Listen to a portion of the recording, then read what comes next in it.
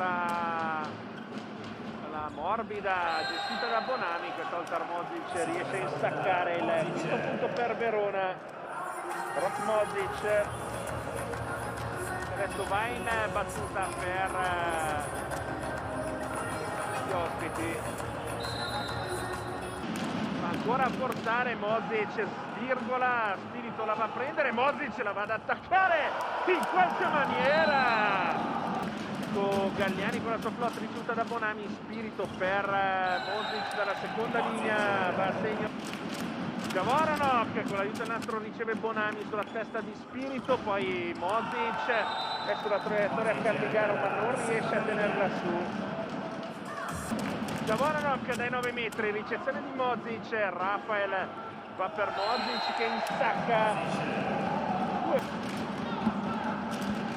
Mozic dai 9 metri, fulmine nella seconda linea di Monza, trova Leis che mette decisamente in partita Verona.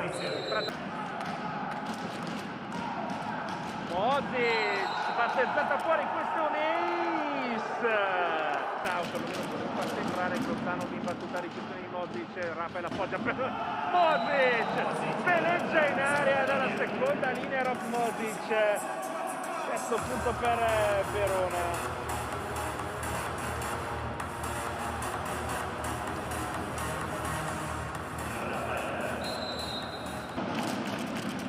La ricezione di Mozic da fuori campo, Rafael per Mozic,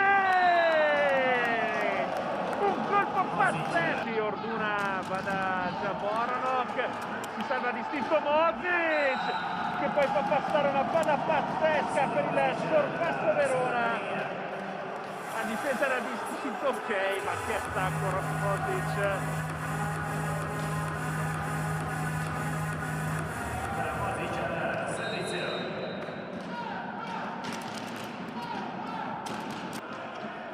Salva in ricezione in qualche maniera Verona, ma c'è il muro, altra possibilità per Mozic che prova a piazzarla, scivola Federici, punto Verona, punto Mozic. Ricezione di Mozic che poi infila con una diagonale corta davanti ad Amischin, in battuta a forzare su Mozic che tiene, va lo sloveno, insacca, nonostante capisca tutto.